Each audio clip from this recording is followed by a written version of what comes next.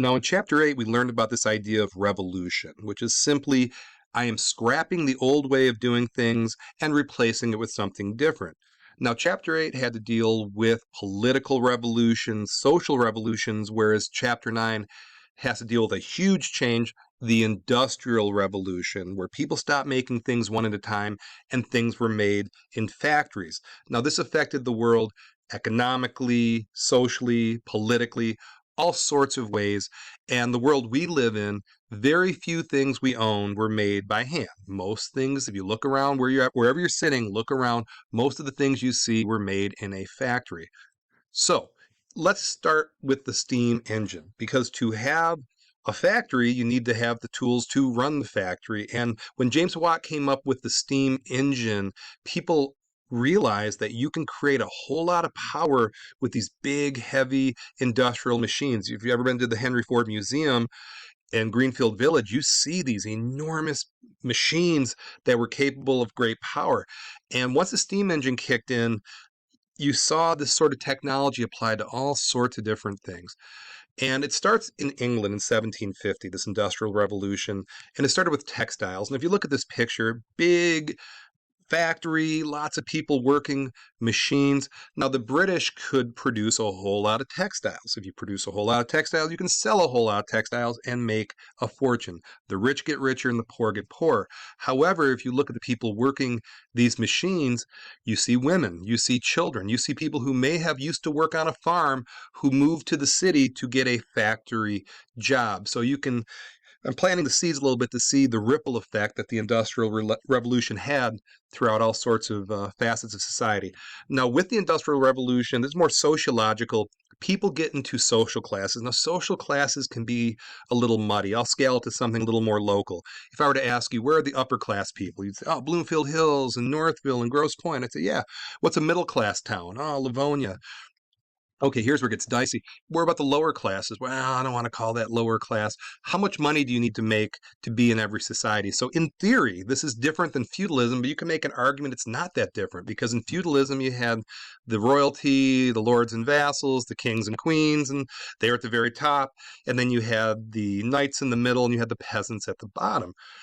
But this idea of being middle class, now, Clarenceville is a middle class school.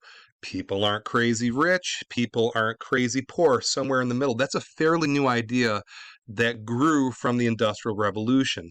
Now, another idea that grew out of this Industrial Revolution time is this cult of domesticity, which is this idea that women should be in the home. They, raise the children, they cook the meals, they clean the home, which is fine for some women. However, it's very limiting. I can't see a whole lot of my female students saying, yeah, I just want to be a housewife. Maybe a few do, but a lot of my female students and my daughters, they want to do something outside of that. But it was very difficult with this cult of domesticity that coincided with the Industrial Revolution. And then lower middle class, I guess to give you a modern equivalent, it's like paycheck to paycheck. These are people who are getting by, but they have maybe a little extra gravy if you compare them to the laboring classes. These are the people working unskilled jobs, the worst jobs for the lowest pay.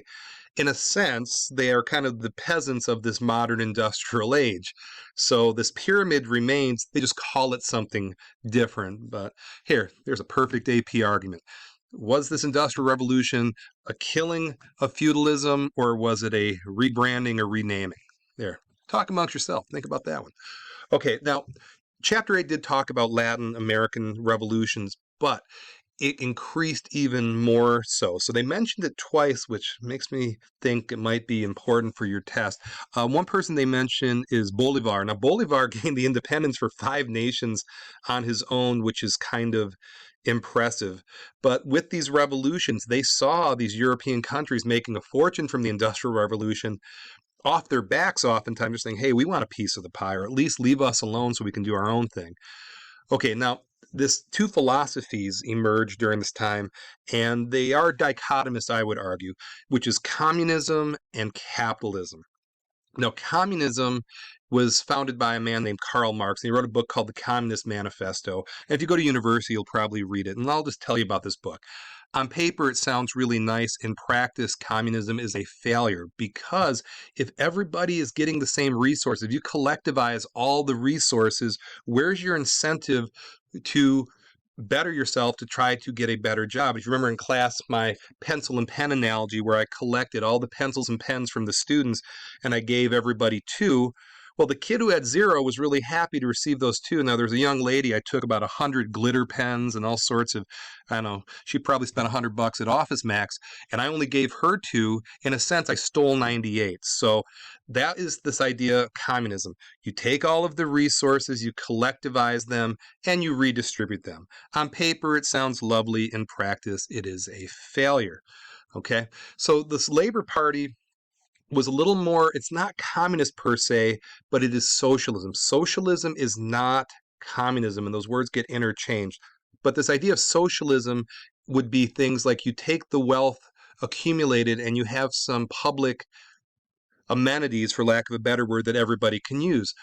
We already know, like, we have public parks, right? And your public school children, you're not paying a dime to go to school. These are socialist things, but it's this idea that they should get a piece of the pie of the people up top. And you see it in America in the form of progressive tax structure, where the rich, in theory, pay a higher percentage versus the poor.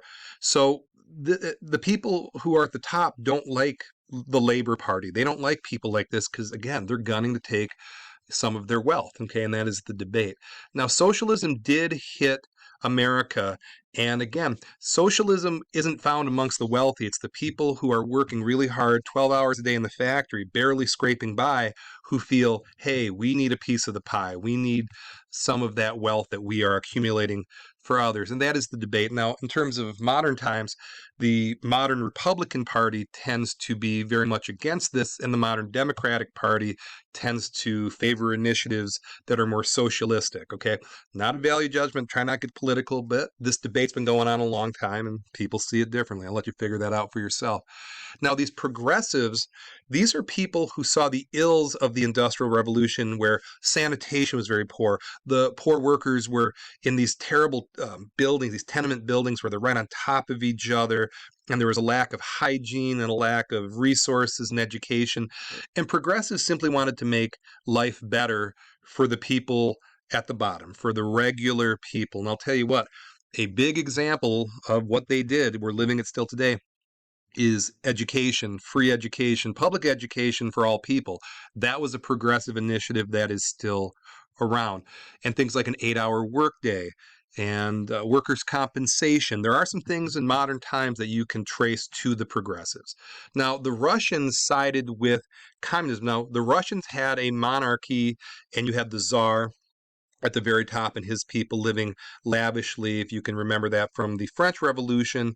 And the workers banded together and they wanted to break this system. Now, this one didn't work out exactly the way they wanted to, but it planted the seed which eventually became the Bolshevik Revolution, where Russia did turn into a communist nation and broke apart the monarchy. So anyway, the word caudillo, where these people, and it's a Spanish word, caudillo. Hopefully my double L was fine. And these were key political people, real AP term here, that were the people leading these Latin American nations, and these were hugely important people to get these Latin American nations to some degree of autonomy and making their own money. And once some of those Latin American nations were able to do their own thing, they made some dough. They started getting involved in the Industrial Revolution, and they were exporting a lot of their stuff.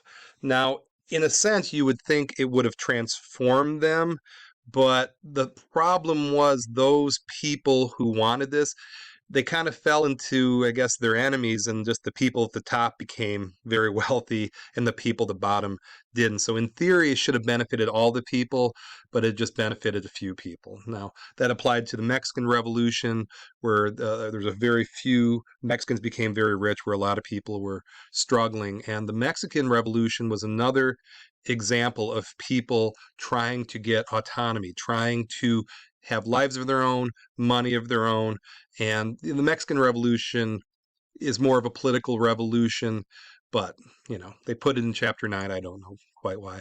Now, this is a term that sounds kind of funky, but it's an easy idea. Dependent development. It's this idea that these wealthy industrial nations are dependent on people who are poorer than them to feed them. This picture is actually perfect. So you got rich nation, big heavy guy, skinny person feeding the big heavy guy, which is probably true, because I'll tell you what, you get these factories and you're producing a bunch of stuff, you got to have somebody buy it, and if you can push it into markets and force people to buy it, you gotta market. So that was going on at the same time. So anyway, that's the Industrial Revolution. Again, part of the broader constructs of revolution in general that were happening in the 18th and 19th and early 20th century. Okay, so I appreciate you watching,